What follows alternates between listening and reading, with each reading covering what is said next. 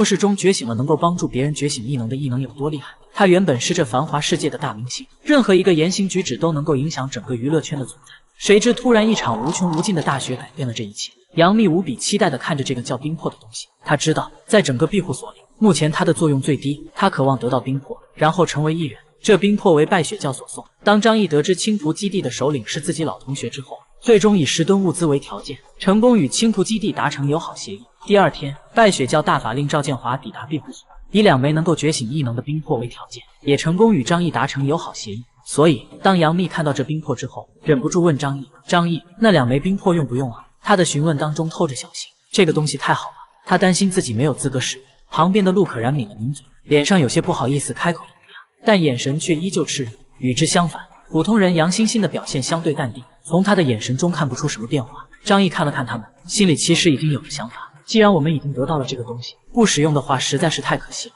然而他又不放心将其用在重要的伙伴身上，所以需要找一个人来做一场实验。张译转身回到沙发上，缓缓坐了下来，众人也随后走过来坐下，想要看看张译有什么打算。首先需要解决冰魄的问题，其次是制定接下来的作战计划。毕竟根据大法令所述，3天之后联军就会来袭。张译看到几个女人炽热的目光，决定先解决冰魄的问题。他淡淡的说道：“刚才你们也听到，冰魄可以帮助人觉醒异能，4大基地组织曾经使用过它，目前为止并没有发现任何副作用。但是我对它并不放心，我从来不相信天上会掉馅饼。”张译一边说着，一边目光扫过屋子里的所有人。几个艺人们倒还好，他们自身已经有能力了，而且在庇护所里生活的相对安定，所以对于变强并没有太大的渴望。因此，对于可能存在负面作用的冰魄，他们并不怎么感兴趣。除了杨欣欣之外，其他普通人都展现出了强烈的渴望。作为普通人，他们怎么能不希望成为艺人？在末世中，多一分力量就多一份生存的保障。张译看向他们几个，你们要考虑清楚，我最多只能拿出1个冰魄来使用。换句话说，第一个使用的人将充当小白鼠的角色。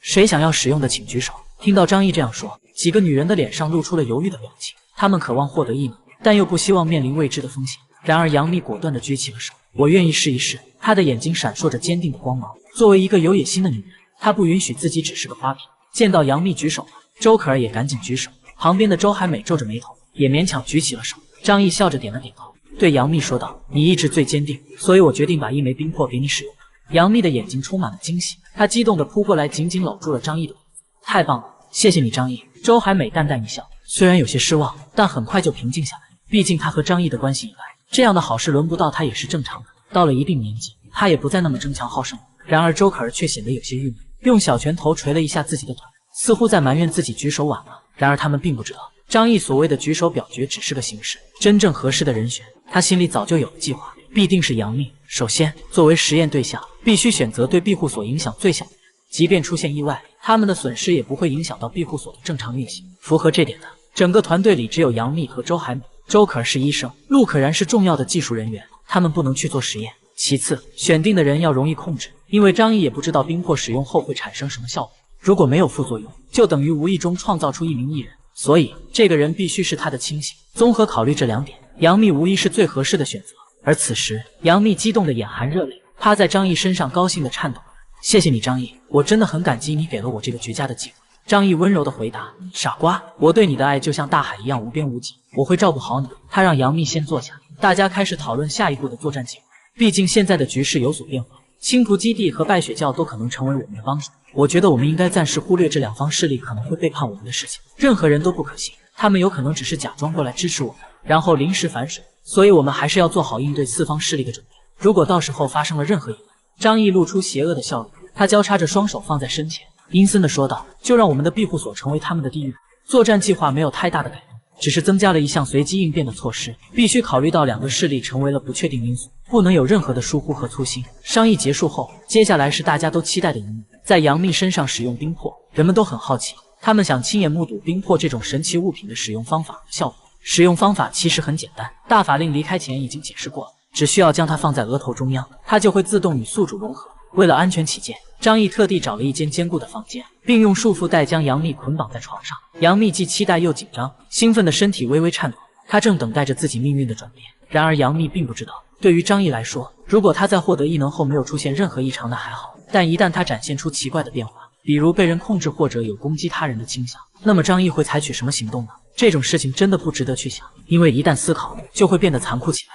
当着众人的面，张译缓慢地打开了小木盒，一股股白色的寒气从盒子里散发出来。众人瞪大眼睛望过去，果然看到2个亮晶晶的白色球状晶体，它们是那种不规则的球形，仿佛有生命般在颤动。张毅戴上手套，用镊子夹起一个冰魄，慢慢的放在杨幂的额头上。所有人都屏住呼吸，紧张又期待地注视着眼前的景象。冰魄接触到她的皮肤后，在她的额头上出现了一条条极细的线条，就像许多触手粘在她的头上。紧接着，所有人亲眼目睹那个雪白的球状物逐渐融化，融入了杨幂的大脑。这是一种融合现象，这种细胞可以完美的与人类的肉体融合在一起。而杨幂的眼神变得空洞，双眼失去了焦点，整个过程非常迅速，不到2秒钟，冰魄就完全融入她的大脑，只留下一道雪白的痕迹。杨幂的眼睛显示出疲惫的神色，很快便陷入了沉沉的睡眠。张毅对众人说：“接下来我们需要观察她的变化一段时间，我们先离开吧。房间里有监控，并且墙壁是由合金打造的，所以任何意外都可以及时处理。关于冰魄的效果，张毅很快就会得到答案。”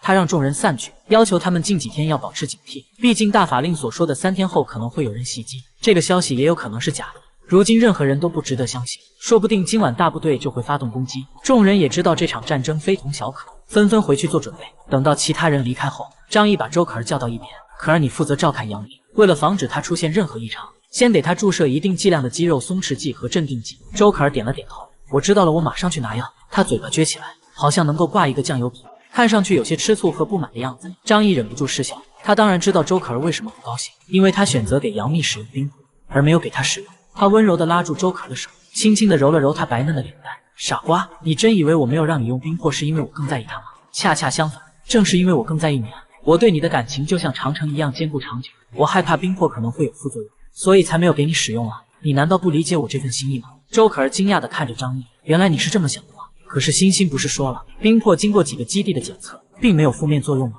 张毅淡淡的回答：“理论上来说，喝尿也能救命，但是在有水可以喝的情况下，没有人会选择喝尿吧？”周可儿嘴角抽了抽：“你这比喻真是太奇怪了。”张毅笑着拉着他说：“永远不要相信陌生人给的东西，在末世中，任何一点疏忽都可能导致人命丧失。可儿，你是我们团队中非常重要的医生，凭借你的能力，你甚至比异能者还要重要。但是杨幂不同，她必须通过拼命证明自己的价值，所以我选择把冰魄给她，你明白吗？”听完张毅的解释后，周可儿终于明白他的苦心，同时心中也涌起一股暖意。原来张毅不让他使用冰魄，是因为他认可他的能力，并且想保护他呀。周可儿抿了抿嘴唇，接受了张毅的解释，乖乖的去医务室配药。而张毅则在他离开后收敛起脸上的笑容，一个人默默地回到了卧室。眼下的情况变得更加复杂起来。天海市的4大势力相互勾心斗角，关系并不和谐，其中2家与张毅有仇怨，并渴望控制这片地盘，所以决心要摧毁庇护所。另外2家则观望着，墙头草般摇摆不定。每个势力都不希望在这场战争中遭受损失，但同时也追求最大的利润，谁都不可信任，谁都有可能背叛，谁都有可能成为帮手。张毅甚至相信，如果他向阳盛基地和朝雨基地透露败雪教的计划，他们之间可能会率先发动攻击。但这对张毅有何意义呢？青蒲基地和败雪教与他并无仇怨，他真正的对手还是阳盛基地和朝雨基地，因此眼下的主要目标仍然是打击这2方势力。张毅在床上思索了很久，内心最终做出了决定，既然战争是不可避免的，那就选择对自己最有利的方式。他拿起手机给刑天打起了语音电话：“老同学，我想好了，我们之间可以合作，但是我觉得我们应该换一种合作方法。”电话那头的刑天眼里闪过一丝好奇：“说来听听，你想怎么个合作法？”张毅说：“就按照你说的物资分量，我再多给你1倍，但是这一场仗你得过来打，